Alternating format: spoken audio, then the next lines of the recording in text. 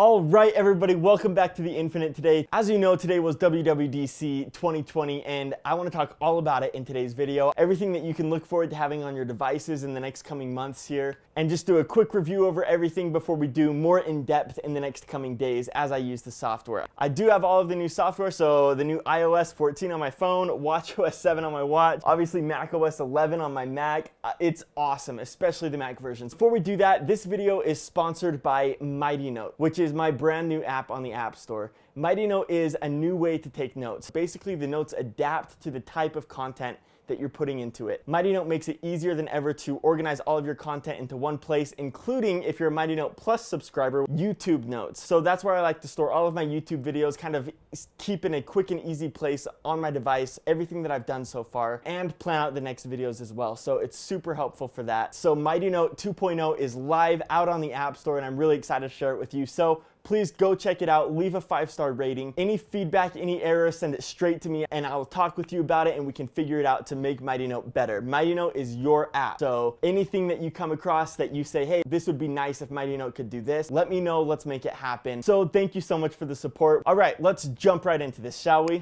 Okay, first of all, can I just say, wow, like what an event. Honestly, everybody was a little bit worried about how Apple was going to do this event because never before has it not been a live event with people in the audience cheering, clapping, screaming, "We love you, Tim!" Really just like fanboying and fangirling out in the audience. Obviously, there was me here on my couch doing that.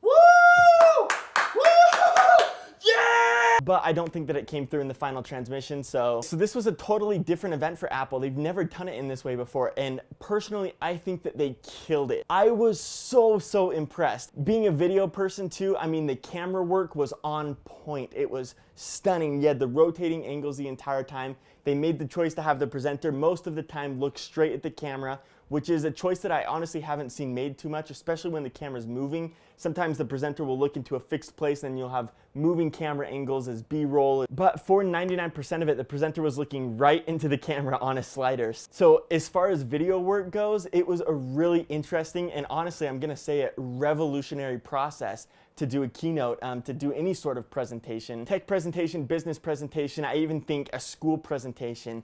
I think that the way that Apple did their keynote this year for WWDC will set the path. That we'll see repercussions of that in the future as people kind of mimic and copy what Apple did in WWDC. That's how revolutionary I think that this presentation process was.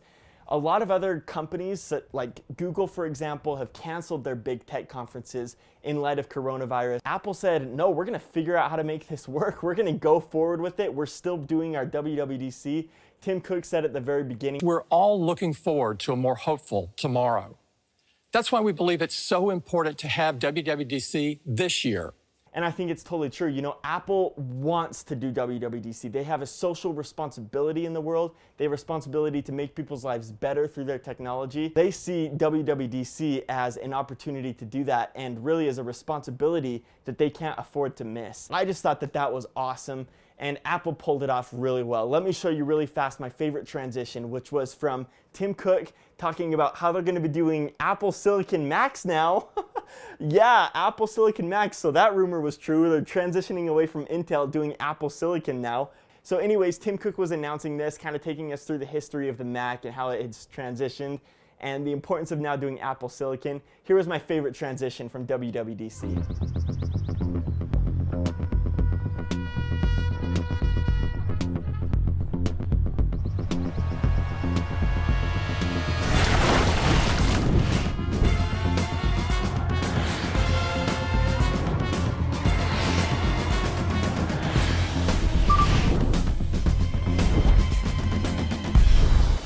Welcome to our lab. I mean, that's just one example, right? The whole presentation was full of things like that. Little, you know, we had the car key presentation in the new BMW. Just like little things like that really made the presentation stick out and click. Now you're probably wondering, okay, like That's great, but what's new in software? Okay, let's talk about software. So I'm gonna give more detailed videos about this in the coming week. I have all of the new software on my phone, on my computer, on my Apple Watch. I don't know if my AirPods have the new spatial audio built into them yet, so we'll find out. But I mean, even in the few hours that I've been using them, I can say this is a minor upgrade, but it's a much needed upgrade, and it's a great upgrade. The biggest one is definitely macOS. I mean, the whole system was redesigned. It looks awesome. It seriously looks amazing. It's kind of what we've needed for a long time, but the Mac by far got the biggest upgrade. And of course, the Mac also had a big day because the Mac also got announced that it was going to Apple's own silicon chips away from Intel's chips. I mean, MacBooks are honestly just 2% of the PC market, right? 98% of PCs, laptops on the market today are Windows-based laptops. Once Apple flips over to their own silicon, I think that the Mac is going to stand a much better chance of taking up some of that market share from the PCs. I mean, the Mac could be as big as the iPhone, right? Where it's 50% of all laptop owners own a Mac. The Mac definitely has a long way to go. I've said that before in videos. And macOS 11, which is what they're calling this, Big Sur, that is the upgrade that's going to push it over the edge. And then, of course, once they switch over to Apple Silicon, I mean, the Mac has the brightest future you can ever imagine. At 2% market share, the opportunity there is huge. Okay, now, what about those new iMacs that were rumored? Well, Tim Cook actually kind of confirmed it. We have some new Intel-based Macs in the pipeline that we're really excited about. So one can only guess that those new iMacs are what he was talking about. So those will still be Intel-based.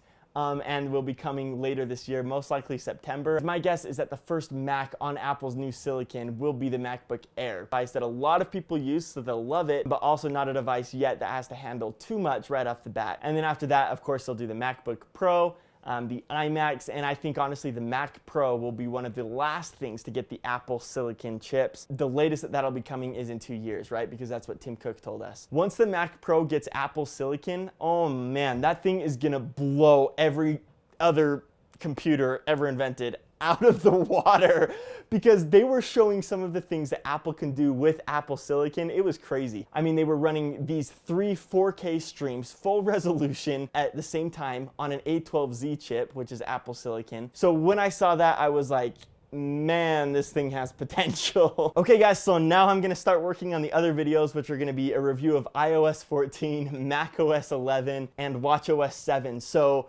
I'm super stoked. I mean, already as I've been using it today, it's been awesome. Everybody always says never get the betas on your main device. I always get the betas on my main device. The public beta starts in July. So if you aren't a developer, you can wait just about a month or month and a half more, and then you'll get the public beta. Honestly, I'm excited for you. But let me know what you want to know. iOS 14, macOS 11, watchOS 7, what do you want to know? Ask me and I will answer in the video. You can either leave a comment down below or just tweet at me on Twitter or something and I'll definitely reply. So thank you guys so much for watching this video. Please make sure to subscribe to the channel because that's going to help me out a ton, and like this video, comment down below. We have a lot to look forward to later in this year, especially hardware. I mean, September is just going to be insane. So never been a better time to be an Apple fan. Thanks for tuning in, you guys. Have a great night. Peace out.